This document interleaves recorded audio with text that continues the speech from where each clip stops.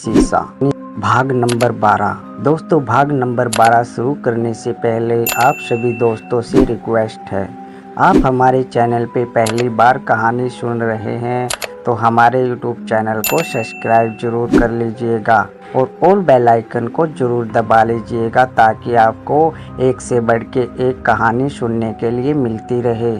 दोस्तों, कहानी अच्छी लगे तो लाइक करें और कमेंट सेक्शन में कमेंट करके हमें ज़रूर बताएं आपको ये कहानी कैसी लगी।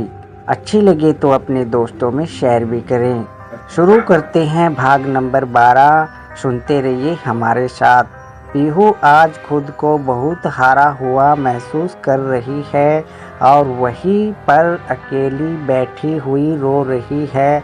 छाया आज उस पर बहुत हंस रही है और बार बार कह रही है कि देखा, आज तुम हार गई पीहू, हाँ हाँ तुम हार गई पीहू। अब मेरे इस बच्चे को इस दुनिया में आने से कोई नहीं रोक पाएगा। पीहू को अब छाया पर हद से ज़्यादा गुस्सा आता है और वो खड़ी होती है। अब वो रसोई से तेल और माचिस उठा कर लाती है और उस शैतानी शीशे पर छिड़कने लगती है। छाया ये सब देखकर हैरान हो जाती है और पूछती है, ये तू क्या कर रही है पीहू? अब पीहू कहती है, आज मैं तेरा किस्सा ही ख़त्म कर दूंगी। ये कहकर वो जैसे ही शीशे को माचिस से आग लगाने लगती है कि तभी वहाँ पर छाया पहुँच जाती है और पीहू को बालों से पकड़कर दूर कर देती है। अब छाया गुस्से में कहती है, अगर आज के बाद तुमने या किसी ने भी इस शीशे को नष्ट करने की सोची भी तो मैं उसे कच्चा खा जाऊंगी। छाया का भयानक चेहरा देखकर भी आज भी पीहू डरती नहीं है और उसके बिल्कुल करीब जाकर कहती है, ले खा जा। आज मुझे तू कम से कम इस नरक भरे जीवन से मुक्ति तो मिल जाएगी। अब छाया और भी भयानक हंसी हंसने लगती है और कहती है, तेरी ये तमन्ना भी ज़रूर पूरी कर देती अगर तेरे अंदर मेरा बच्चा ना पल रहा होता। जब तक ये बच्चा इस दुनिया में नहीं आ जाता तब तक मुझे अपना ख्याल रखना ही होगा। अब पीहू मजबूर होकर बिना कुछ कहे वहाँ से चली जाती है। अगले दिन नीरज अपने ऑफिस चला जाता है और घर में कौशल्या और पीहू अकेले रह जाते हैं कि तभी पीहू को कौशल्या से कहती है, माँ मुझे घर का कुछ सामान लेने बाहर जाना है। ये कहकर पीहू वहाँ से चली जाती है। अब पीहू रिक्शा करके सीधे घर के सबसे करीब वाले हॉस्पिटल में जाती है और वहाँ की लेडी डॉक्टर से मिलती है। पीहू डॉक्टर को कहती है कि अभी हम बच्चा नहीं चाहते हैं और मेरे पति भी बाहर गए हुए हैं, तो आप मेरा अबॉर्शन कर दीजिए। लेकिन डॉक्टर कहती है कि इसके लिए आपके हस्बैंड के सिग्नेचर की भी आवश्यकता है। अब पीहू को कुछ नहीं सूझता तो वो डॉक्टर को झूठ बोल देती है और कहती है, मैं और मेरे पति अब अलग रहते हैं और जल्द ही हमारा डिवोर्स भी होने वाला है। अब डॉक्टर को भी पीहू की बात पर भरोसा हो जाता है और वो अबॉर्शन करने के लिए राज़ी हो जाती है। अब पीहू आकर ऑपरेशन थिएटर में लेट जाती है और तभी वहाँ डॉक्टर और एक नर्स आती है। जैसे ही डॉक्टर पीहू के करीब आती है कि तभी चारों ओर अंधेरा हो जाता है। पीहू डर के उठ जाती है तो देखती है कि उसके आसपास कोई नहीं है। चारों ओर बस अंधेरा ही अंधेरा है। डॉक्टर और नर्स भी गायब हैं।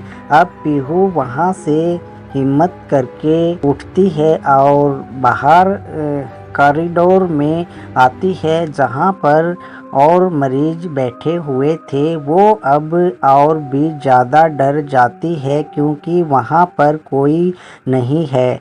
वो अब चारों ओर नज़र घुमाकर देखती है लेकिन उसे हर तरफ अंधेरा, अंधेरे के सिवा कुछ भी नहीं दिखाई नहीं देता है। अब पीहू बहुत बुरी तरह से डर जाती है और इधर उधर दौड़ने लगती है। वो अपनी घड़ी देखती है जिसमें दिन के 12 बजे हैं, लेकिन हॉस्पिटल में इतना गहरा अंधेरा है कि जैसे रात के 12 बजे हो। पीहू अब अपने मोबाइल की टॉर्च जलाना चाहती है लेकिन उसके मोबाइल की बैटरी भी बिल्कुल ख़त्म हो जाती है, जबकि वो घर से निकलने से पहले पूरी चार्जिंग करके ही आई थी। अब पीहू डर के इधर उधर दौड़ रही है और वो पूरी तरह से पसीने से भरी हुई है कि तभी वो एक कमरे में पहुंच जाती है जहां उसकी टक्कर एक स्ट्रेचर से होती है। वो हाथ लगाकर स्ट्रेचर को देखती है तो उसे वहाँ पर एक लाश पड़ी हुई दिखाई देती है। अब उसे खिड़की से हल्की सी रोशनी महसूस होती है और वो देखती है कि उसके चारों ओर लाशें हैं जो उठकर उसकी ओर बढ़ रही हैं। अब पीहू कहती है, क्यों मुझे परेशान कर रहे हो? क्या चाहते हो मुझसे?